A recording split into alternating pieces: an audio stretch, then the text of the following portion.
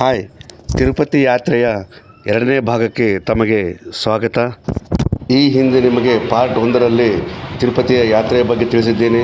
ಈಗ ತಿರುಮಲದ ತಿಮ್ಮಪ್ಪನ ದರ್ಶನವನ್ನು ಮಾಡಿಸುತ್ತೇನೆ, ಬನ್ನಿ. ನಾನು ಪೂರ್ಣಚಂದ್ರ ತೇಜಸ್ವಿಯವರ ಅಭಿಮಾನಿ. ನಾನು ಅವರ ಎಲ್ಲ ಪುಸ್ತಕಗಳನ್ನು ಓದಿದ್ದೇನೆ. ಆ ಪುಸ್ತಕಗಳಲ್ಲಿ ಬರುವ ಪರಿಸರದ ಪ್ರೇಮವನ್ನು ಇಲ್ಲಿ ಕಾಣಲು ಪ್ರಯತ್ನಿಸಿದೆ.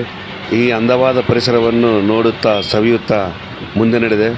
ಈ ಪ್ರದೇಶದಲ್ಲಿ ಯಾವುದಾದ್ರೂ ಕಾಡು ಪ್ರಾಣಿ ಕಾಣುತ್ತದೆ ಎನ್ನುವ ಆಸೆಯಿಂದ ನೋಡಿದೆ. ಆದರೆ ಒಂದು ಕಡೆ ಕಾಡು ಕಡವ ಅಂದರೆ ಕಾಡು ಜಿಂಕೆಯನ್ನು ನೋಡಿದೆ. ತುಂಬ ಸಂತೋಷ ಆಯಿತು. ಇದು ತಿರುಮಲದ ಎಂಟ್ರೆನ್ಸ್ ಗೇಟು. ನಮ್ಮ ಬಸ್ಸು ಈ ತಿರುಮಲ ಎಂಟ್ರೆನ್ಸ್ ಗೇಟ್ನಿಂದ ದಾಟಿಕೊಂಡು ಮುಂದೆ ಹೋದಾಗ ನಮ್ಮ ಗೆಳೆಯರು ನಮ್ಮನ್ನು ಭೇಟಿಯಾದರು. ಅಲ್ಲಿ ನೋಡಿ, ನಮ್ಮ ಗೆಳೆಯರು ಪಾದಯಾತ್ರೆಗೆ ಕೈಗೊಂಡಾಗ ಅಲ್ಲಿಯ ಶ್ರೀವಾರಿ ಪಾದಗಳಿಗೆ ಪೂಜೆ ಸಲ್ಲಿಸಿ ಮೇಲೆ ಬರುವ ದೃಶ್ಯ ಇದು.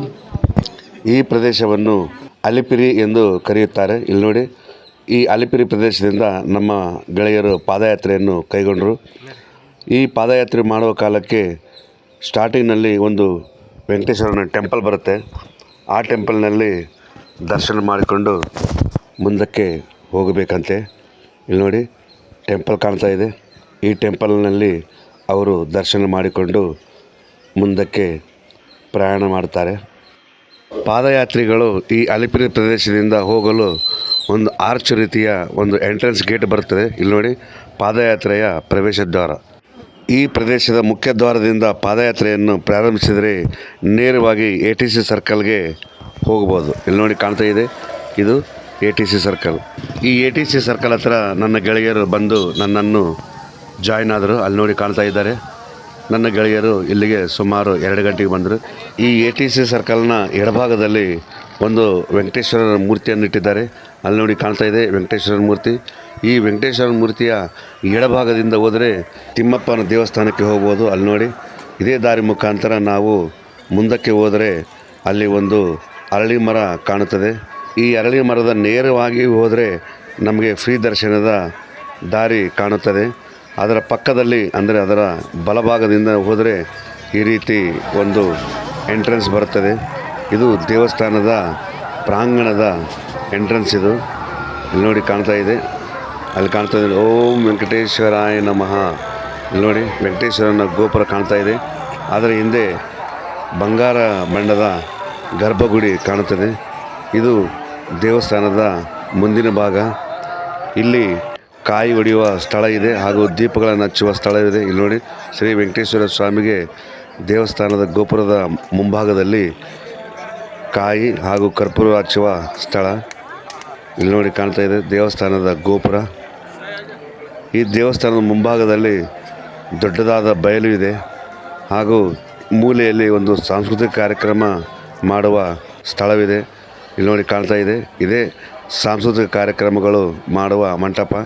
ಇಲ್ಲಿ ಸದಾಕಾಲ ಹಾಡು, ನೃತ್ಯ, ಭಜನೆ, ದೇವರ ಸ್ಮರಣೆ ಇವೆಲ್ಲವೂ ನಡೆಯುತ್ತದೆ.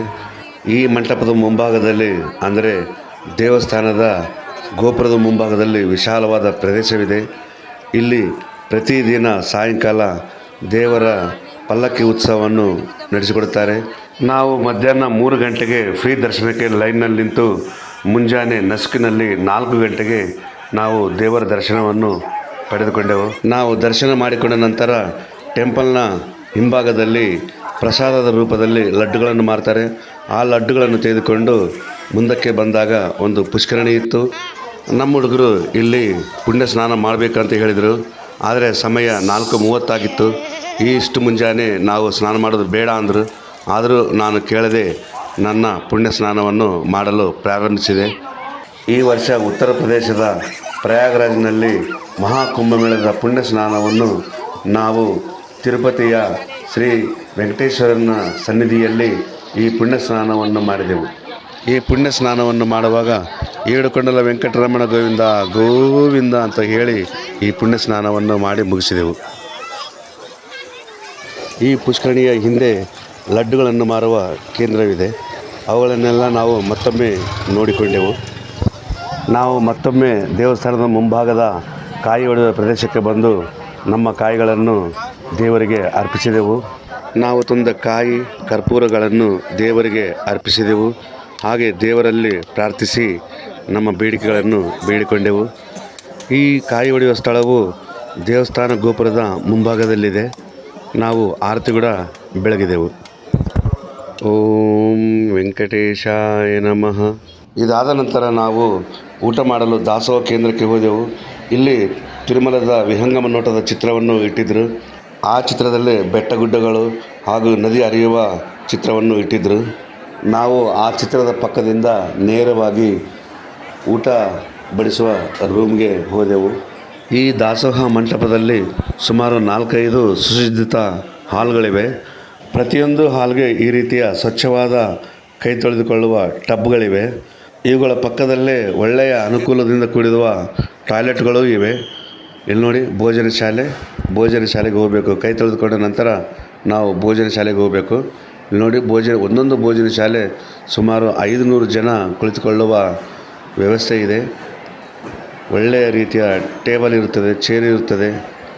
ಊಟದ ವ್ಯವಸ್ಥೆ ಕೂಡ ತುಂಬ ಚೆನ್ನಾಗಿರುತ್ತದೆ. ಎಲೆ ಇಡ್ತಾರೆ. ಎಲೆಯಲ್ಲಿ 4 ವಿಧವಾದ ಊಟದ ಪದಾರ್ಥಗಳನ್ನು ಇಟ್ಟಿರ್ತಾರೆ.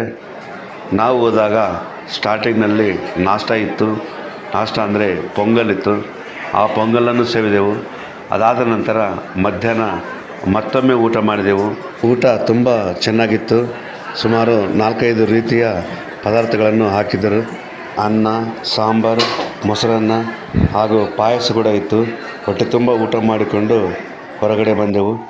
ದಾಸೋಹದ ಕೊಠಡಿಯ ಪಕ್ಕದಿಂದ ಹಿಂದುಗಡೆ ಬಂದರೆ ಒಂದು ದೊಡ್ಡದಾದ ಅರಳಿ ಮರ ಇದೆ.